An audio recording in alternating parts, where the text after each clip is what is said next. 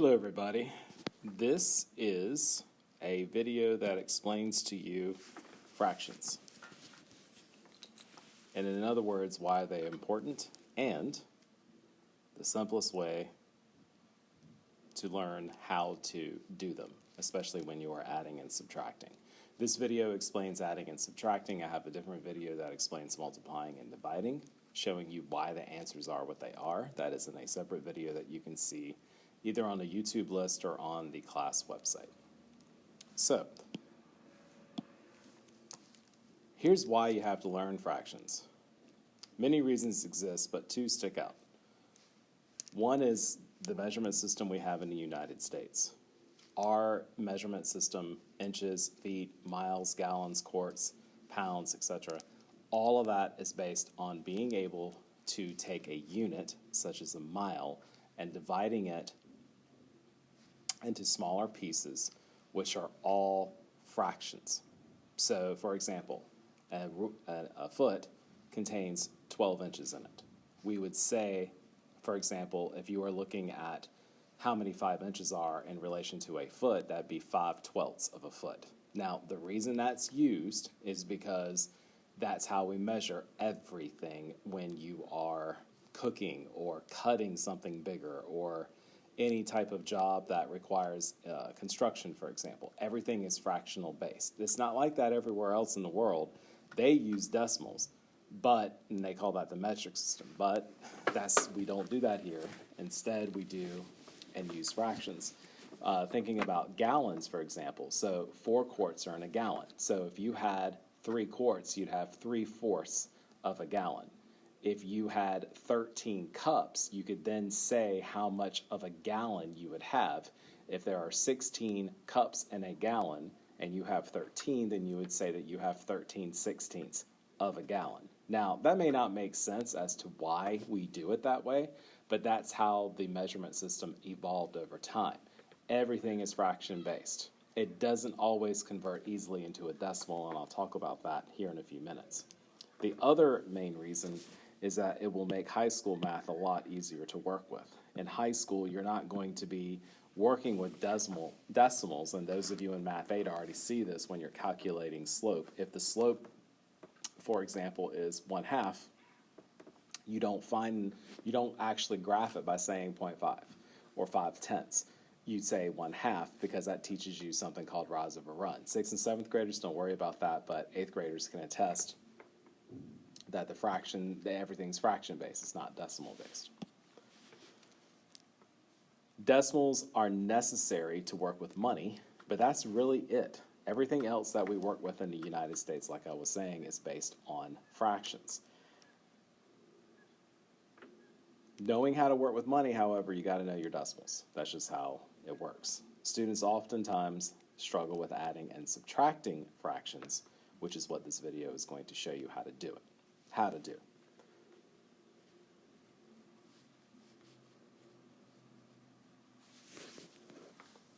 So, let's look at adding and subtracting fractions.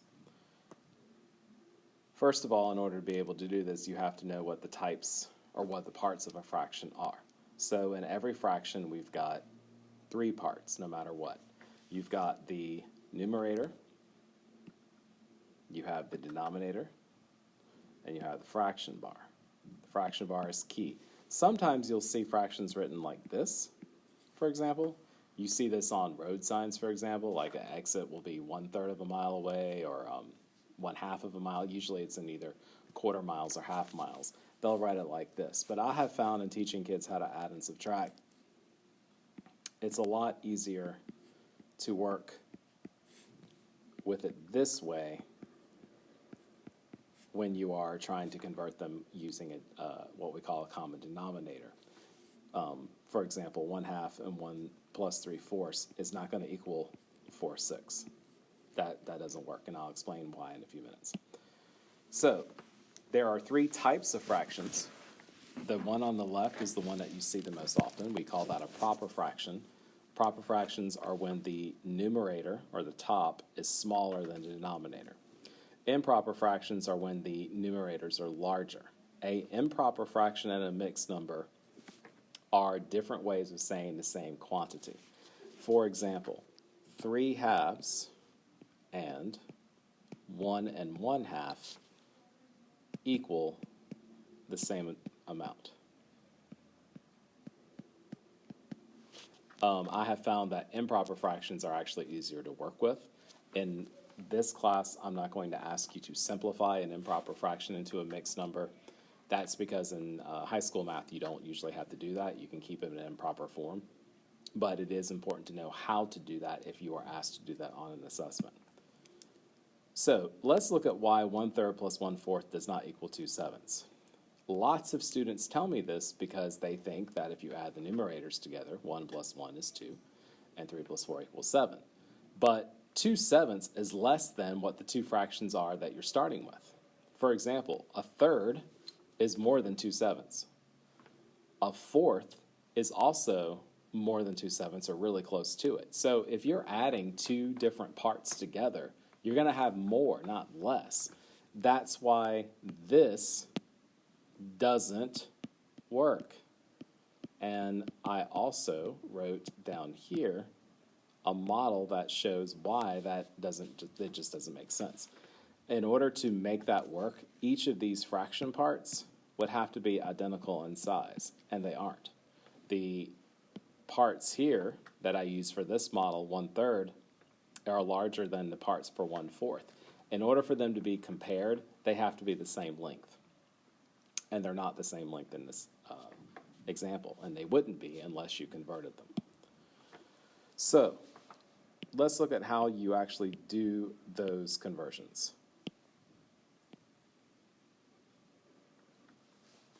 We teach in elementary school that to make those conversions, you have to find what is called the least common multiple. I'm going to show you how to do that, but if you forget how to do it, or if you don't see what the least common multiple of those two denominators are, the method I'm about to show you will always work. And that method is when you just multiply the two denominators together. It will make simplifying it sometimes harder, only because you have more steps. But for the purpose of what I'm asking you to do, I'm not going to require you to simplify that. If you can add and subtract correctly, I'm not going to worry about the simplification until you've got the adding and subtracting down pat. So let's look at 2/3 plus 1/4. First step, multiply the two denominators. 3 times 4 equals 12. Step 2, set up the box. This is something that I teach for proportions to 6th and 7th graders, and I will be showing you that as this semester goes along. It's also in the packet of review information that you have in your hanging file folders. The way that this works is, and I've got one set up right here, 2/3 is written on the left-hand side. That represents the fraction. The 12 is in this bottom box right here. That means that I'm going to create a fraction that is equal to 2/3 should the denominator be 12. To make that work, I'm going to cross multiply the 2 times the 12, which equals 24, and then the number that's left over, I divide my new number by that. I call it the product. 24 divided by 3 equals 8. So 2/3 and 8/12 are equivalent. Then I'm going to repeat that process for the 4th. So I have 1/4 on the left, and I put in my new denominator here, 12. And now I'm going to cross multiply 1 times 12, which is 12, and then divide that by 4, and 12 divided by 4 equals 3. So my new fractions I'm going to add are 8/12 and 3/12. And then I only add my numerators. The denominator stays the same. 8 plus 3 is 11, 12 stays the same. The reason I don't add the denominators is because if I were to do that, 11/24 is also less than what I'm starting with. So you're only adding parts of a whole together. If you change the denominator, you're getting it all messed up. So my answer ends up being 11/12. 11/12 is when you take 2/3 of something and 1/4 of something and combine those into one group. Why don't we just change the fractions into decimals? Sometimes that works, sometimes it doesn't. Only what we call a terminating decimal is equivalent to a fraction. An example of that is over here on the left. 1/4 is equivalent to 0.25 or 25 hundredths. That is absolutely equivalent. But 1/3 is equivalent to what we call 33 hundredths repeating. We just can't drop off the bar at the top and write it like this. 1/3 is not equal to 0.33. They're very close, but they're not equal. And if I were to drop off the hundredths place and just write it as 0.3, that's still close, but it's less accurate than what I'm starting with. Because of that, we cannot add a terminating decimal. You can't key a sorry, I said that wrong. You cannot add a repeating decimal in a calculator, no matter what. It doesn't work. You can write 0.333 12 times in your calculator, for example. That means you're stopping at the 12th place value after 0. When you see something like this with the 0.33 and the line over it, that means it goes on forever. It never, ever, ever stops. So even though you can get super close, it's not going to be the same thing. So for that reason, we have to use fractions because fractions will always work. Now, if you were adding, let's say, 1/5 plus 3/4, you could do that because 1/5 is equivalent to 2/10. 3/4 is equivalent to 75 hundredths. Now, that absolutely can be done because I don't have anything that is repeating. But I could not do this, for example. 1/6 plus 1/2. I can do the 1/2 easily. That's decimal point 5 or 5/10. But 1/6 is that 16 hundredths repeating. You can't key that into a calculator. It just doesn't work. There's no calculator that will do that for you. So I want you to try these questions and then pause the video to work it out, and then hit unpause, and then you can see what the answers are. All right, so I'm showing you how to do numbers 1, 2, and 3 here. So in the top one, 5 times 2 is 10. I just multiplied my denominators together. I found that 2/5 is equivalent to 4/10, and I found that 1/2 is equivalent to 5/10, and then my new equation is here, 4/10 plus 5/10, and that equals 9/10. In my second example, 11 times 3 is 33, and I found that 6/11 is equivalent to 18 over 33. I found that 2/3 is equivalent to 22 over 33, and then my new equation becomes 18 33rds plus 22 33rds, that equals 40 over 33. That is an improper fraction. You do not need to simplify it in my class. And then in my last example here, 5/9 is equivalent to 25 45ths. 1/5 is equivalent to 9 45ths. My new equation, it becomes 25 45ths plus 9 45ths, and that is equal to 34 over 45. If you don't worry about simplifying at this point. Subtracting of fractions works exactly the same way, except at that final step. Instead of adding the numerators, you're going to subtract those numerators. So in this question, I have 5/8 minus 1/4. I multiplied my denominators together and got 32. I then converted and said that 5/8 is equivalent to 20 over 32. I found that 1/4 is equivalent to 8 over 32. My new equation is 20 over 32 minus 8 over 32, and that becomes 12 32nds. Don't worry about simplifying it. Like I said, not right now. The bottom question is 6/7 minus 2/3. Pause this video. I kind of already gave you the least common multiple there, but that's okay. Let's look to see how you do it. So 7 times 3 is 21. I found that 6/7 is equivalent to 18 over 21. I found that 2/3 is equivalent to 14 over 21. My new equation is 18 21ths minus 14 over 21, and that becomes 4 over 21. Now, what about mixed numbers? The way that always will work with a mixed number is to convert that into an improper fraction. Sometimes you can add them and it works. Sometimes it doesn't work, which is why I just say go ahead and convert them into impropers. So in this example, I've got 2 2/3 plus 3 1/5. To convert that, I multiply the denominator by the mixed number, and then add the numerator that's left. So 3 times 2 is 6, plus 2 is 8. So 2 2/3 becomes 8/3. 3 1/5, 3 times 5 is 15, plus 1 is 16. That becomes 16/15. So my new equation that I can actually work with is 8/3 plus 16/5. I then found that my denominator would be 15. And in doing that, I found that 8/3 is equivalent to 40/15. I did that by multiplying 8 times 5 and dividing it by 8 times 15, and dividing that by 3. In the bottom, I did 16 times 15 and divided that by 5, and I got 48. My new equation becomes 40/15 plus 48/15, and that equals 88/15.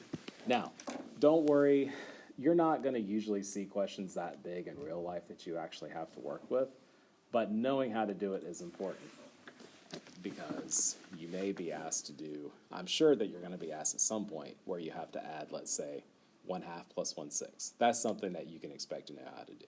But it is important to have this skill. So here are some practice questions. I want you to write down these questions in your graphing notebook, work them out, pause this video. It is okay to use a calculator to check your work. You can use the TI-73, key the fractions as you see them. You're going to get an answer, but that doesn't tell you anything because it doesn't tell you how to do it. It just tells you that the calculator knows how to do it. Well, big whoop. You need to be able to convert these without using the fraction function of a calculator. Pause these and work these out, then hit unpause and check your work. All right, so in this, I am going to show you what the solutions are to these fractions. So 2/9 plus 1/5 equals 19/45. 3/7 plus 2/3 equals 23/21. 1/5 plus 3/4 equals 19/20. And 3/5 plus 1/2 equals 11/10. And how I did that is the same way that I did in the previous slides of this video. 5 through 8 are subtraction questions. I found that 3/11 minus 1/10 is equivalent to 19/110. That denominator is huge. I got 110 by multiplying 11 times 10, which were my two denominators. 6/7 minus 1/3 is equivalent to 11/21. 5/9 minus 1/2 is equivalent to 1/18. 4/5 minus 2/3 is equal to 2/15. So reducing or simplifying fractions, this is where the greatest common factor of those comes into play. But if you don't remember that off the top of your head, you can always divide fractions by one of 4 numbers, and eventually you'll get the right answer. Those fractions are 2, 3, 5, and 7. Most fractions can be divided by either 2 or 3. Fractions can be divided by 5 if both the numerator and denominator end in either 5 or 0.